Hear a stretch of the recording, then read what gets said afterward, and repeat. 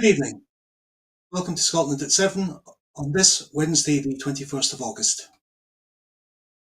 I'm Douglas Mackenzie, bringing you news from Scotland and around the world.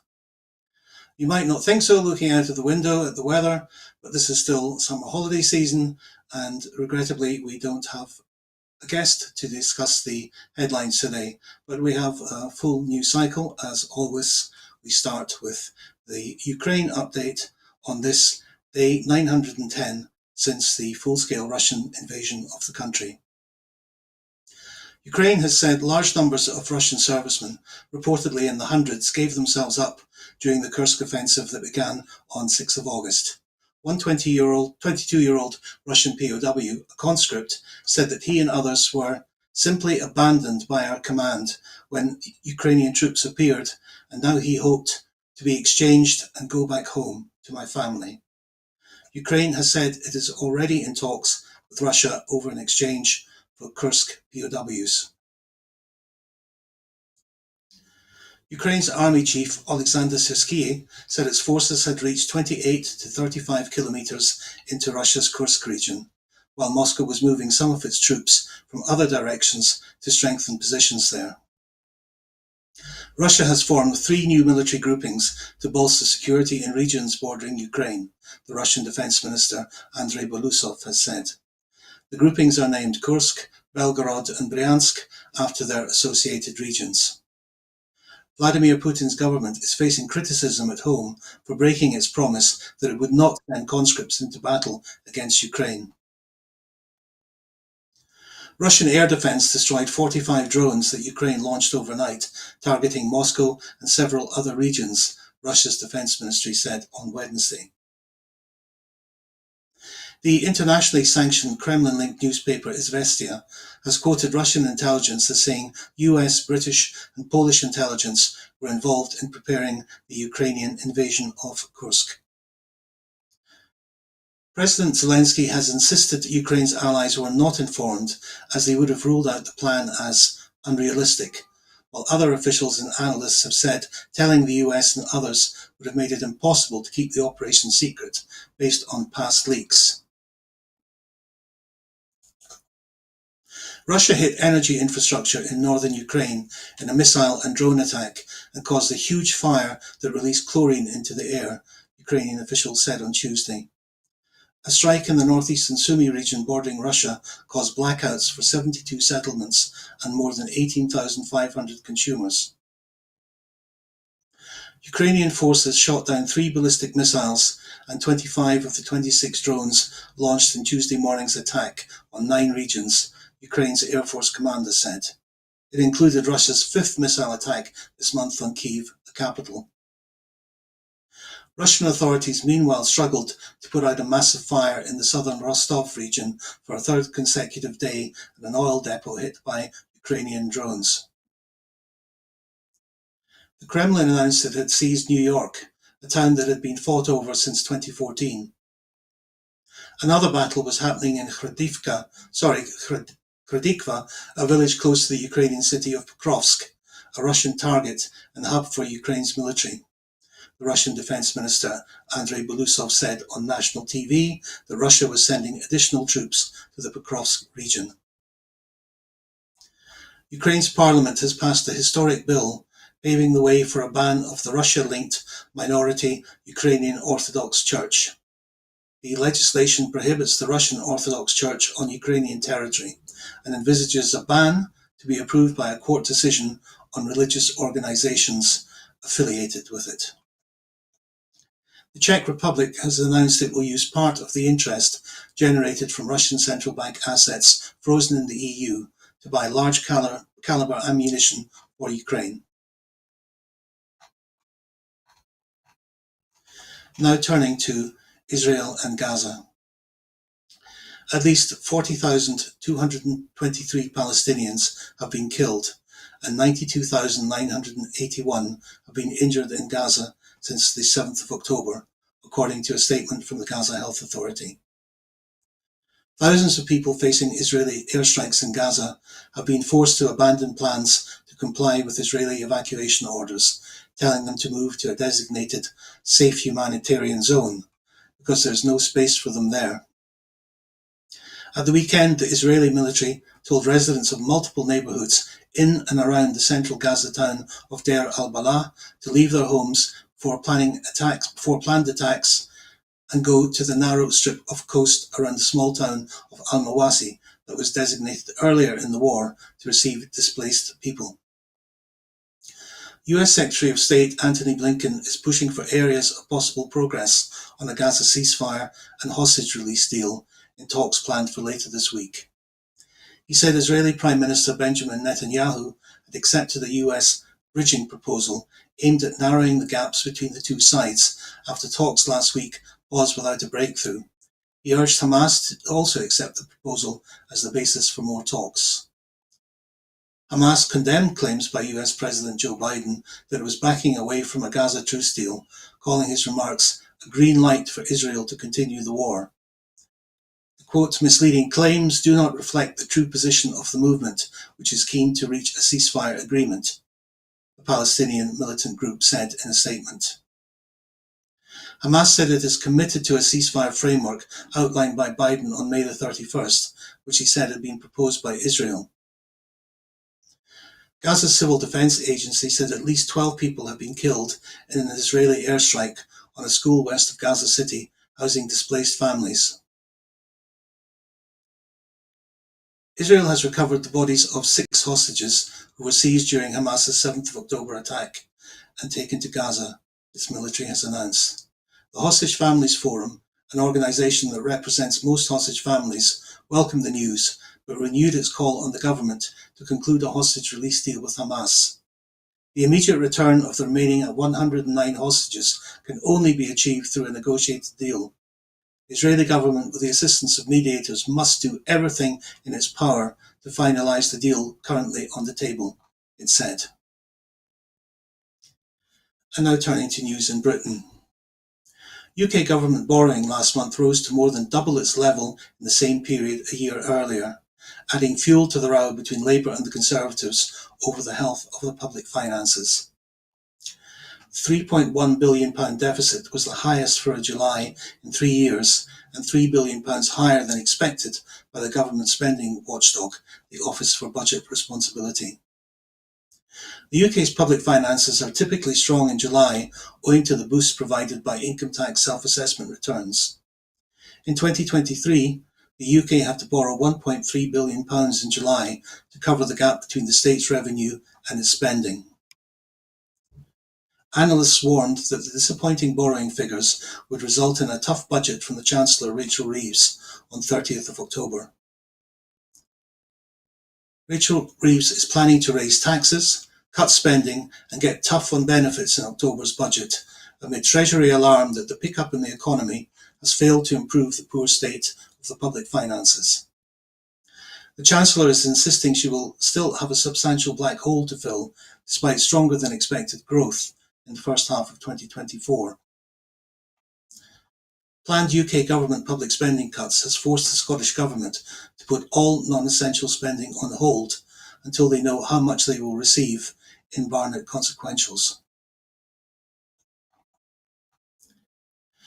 And staying with the Chancellor, social housing rents in England and Wales will rise by more than inflation over the next decade as part of UK government plans to boost affordable house building and shore up the finances of struggling landlords. The Chancellor, Rachel Reeves, is working on plans to introduce a 10-year formula to calculate social rent on homes that will result in rents increasing every year by the rate of the Consumer Prices Index, which is now 2.2%, plus 1%, removing an existing cap on rises. Reeves is expected to announce the plan at her first budget on 30th of October, alongside measures to raise taxes and cut spending.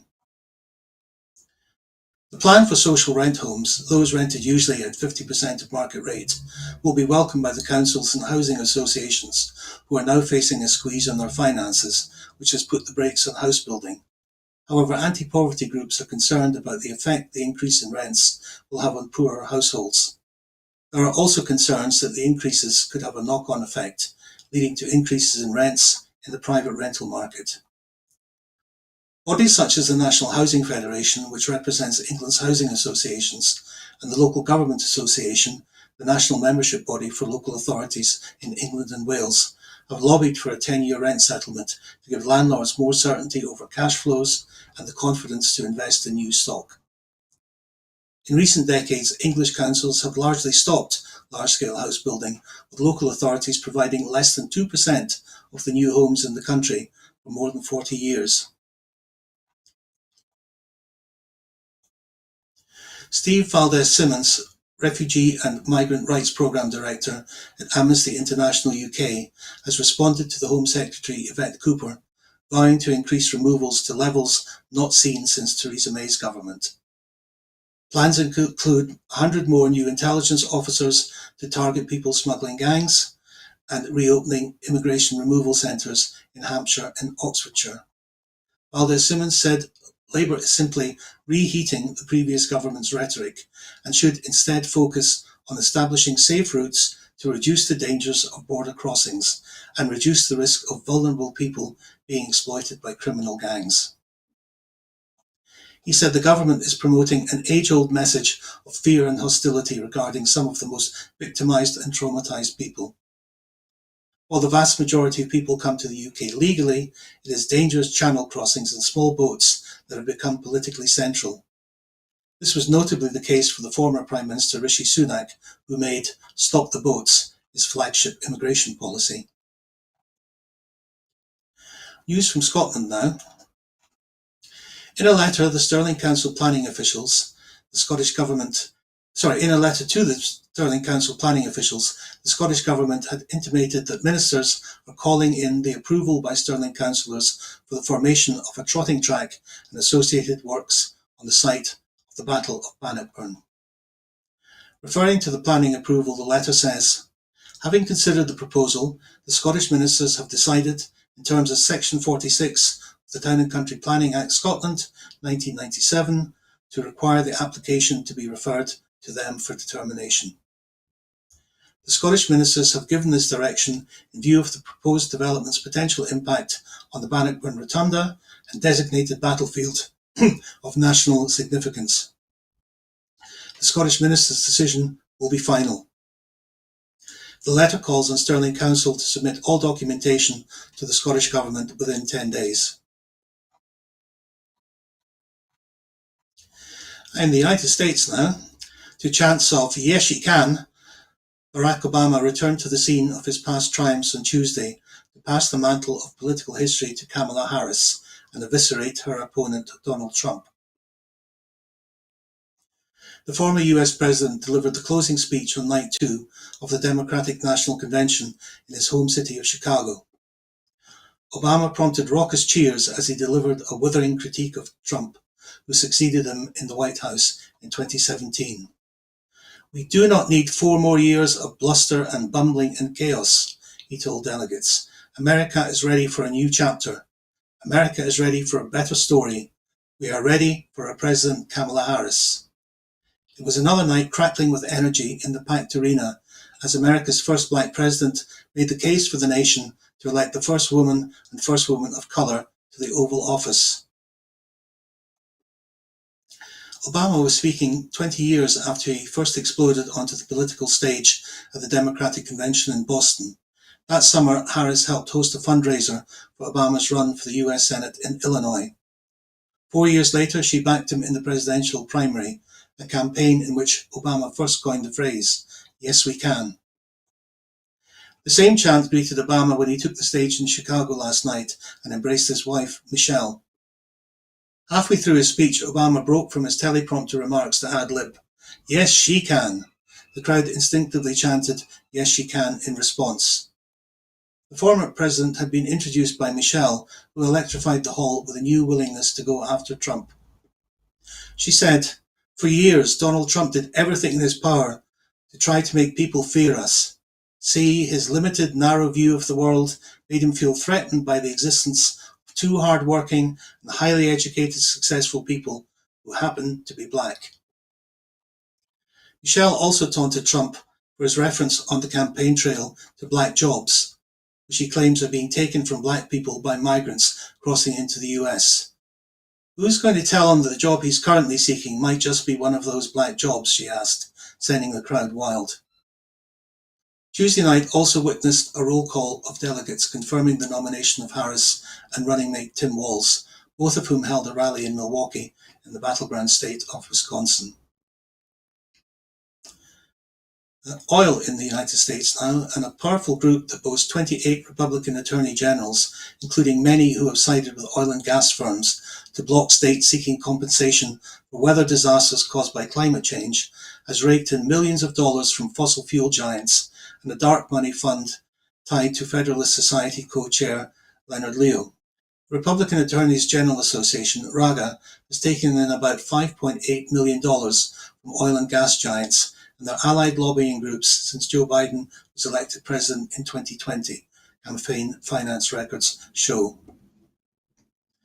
RAGA has also received a whopping $18.8 million from the Leo-linked Concord Fund since 2014, when the dark money non-profit first registered with the IRS, according to the Center for Media and Democracy think tank. During the first half of 2024, the Concord Fund was the largest donor to RAGA, plowing $2 million into the group's coffers. The Concord Fund, formerly called the Judicial Crisis Network, spent millions of dollars supporting Donald Trump's 3 conservative Supreme Court nominees and is led by Leo's longtime close associate, Carrie Severino. Labelled by watchdogs and critics as a pay-to-play operation for often supporting lawsuits by major donors, RAGA has garnered 6-figure checks from fossil fuel giants such as Koch Industries, which is chaired by billionaire Charles Koch, the American Petroleum Institute, and the American fuel and petrochemical manufacturers. While oil and gas monies have been pouring into RAGA's coffers, Republican attorney generals have emerged as major allies of the oil industry on litigation to beat back climate change lawsuits and environmental rules. RAGA was launched in 1999 and since then has raised and spent tens of millions of dollars to help elect conservative attorney generals, including many who have filed corporate-friendly litigation. Key Democrats in Congress and energy analysts voice sharp criticism of RAGA's role in defending fossil fuel interests at a time when climate-related disasters are rising, and RAGA is raking in millions of dollars from oil and gas interests and dark money groups. 19 female Afghan medical students have arrived in Scotland after they were banned from completing their studies by the authorities in Afghanistan. The Scottish Government amended student funding legislation to ensure the women could be treated as home students and receive free tuition and cost of living support. Scottish charity the Linda Norgrove Foundation has been supporting the women and secured agreements with 4 Scottish universities, St Andrews, Glasgow, Dundee and Aberdeen, where the students will now continue their medical degrees as they work to become doctors. Education Secretary Jenny Gilruth met the students at Edinburgh Airport to welcome them to Scotland. Ms Gilruth said, "Gender should not be a barrier to accessing education, and I am pleased that the Scottish Government has been able to support these extraordinary women in their journey to complete their medical education. The changes we made to the legislation will ensure they can access the same benefits as their peers, including free tuition and student support." Scotland has a proud history of welcoming people from across the world who need support. I wish each and every one of these inspiring women the warmest of welcomes to Scotland and look forward to the positive contribution they will make to our country. And staying with health in Scotland, a total of £1.5 million funding in 2024 to 25 is supporting 12 projects to continue providing direct and personalised support to patients with cancer. The single point of contact pilots provide patients with ongoing contact to support them, putting them at the heart of all decisions and actions involving them throughout their care journey. The NHS Lothian SPOC uses a centralised digital hub delivering telephone communication and support to patients with a range of cancer types. Around 40% of calls are diverted away from clinical nurse specialist workload, which has led to improvements in the quality of the telephone contacts. Patient engagement work carried out by NHS Lothian and Healthcare Improvement Scotland has indicated high satisfaction with the service.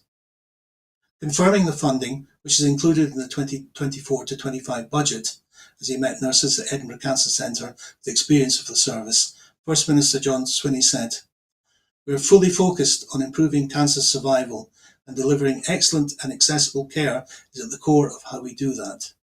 The single point of contact service meets requirements identified by boards to deliver improvements in communication and support for patients when navigating cancer care." By taking in the region of 2,000 calls per month and providing person-centred support to those patients throughout their care journey, the Edinburgh Single Point of Contact project provides consistent access for patients to have conversations about their care, freeing up capacity for specialist staff to focus on the most complex cases.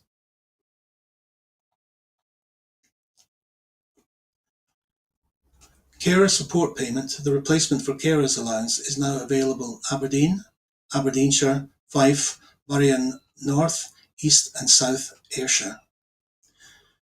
This follows other pilot areas where carer support payment has already been rolled out: Perth and Kinross, Dundee City, Mahelen and Shire, Western Isles, Angus and North and South Lanarkshire. The benefit will be available across all Scotland from 4th of November. Unlike carers allowance, carer support payment is available to some carers in full-time education. This includes full-time students aged 20 or over and students under 20 who are in advanced or higher education. In June, eligibility was extended to carers aged 16 to 19 in non-advanced education who meet certain criteria, for example, not having any parental support. New backdating rules that have been introduced also mean that some carers, mostly full-time students, who are living in the new areas, can apply to have their benefit payments backdated to when carer support payment was introduced. Carers who live in areas where carer support payment is not yet available are urged to apply for carers allowance to make sure they are not missing out on financial support.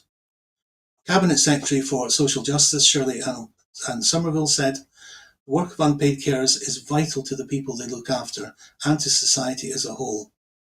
I am delighted that we are ready to roll out carer support payments to more areas in Scotland, meaning thousands more unpaid carers can apply. I urge anyone who lives in an area where carer support payment is available to apply for it as soon as possible. And if the payment is not yet available in their area, I would urge them to apply for carers allowance from the DWP, so they don't miss out on any financial support." Well, that's it for this evening. Before I go, I just want to remind you that at Broadcasting Scotland, we depend on the generosity of our supporters. Our programmes will always be free to view. However, if you can afford £5 a month, please consider becoming a Broadcasting Scotland supporter. To everyone who has donated, and to everyone who has signed up to make a regular monthly payment, thank you very much. Right now, we urgently need to increase our donations if we are to be able to pay our bills.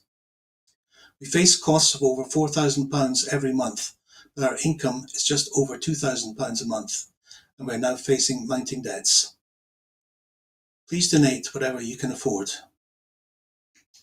Thank you very much for watching, and please join us on Broadcasting Scotland tomorrow. Goodbye and good night.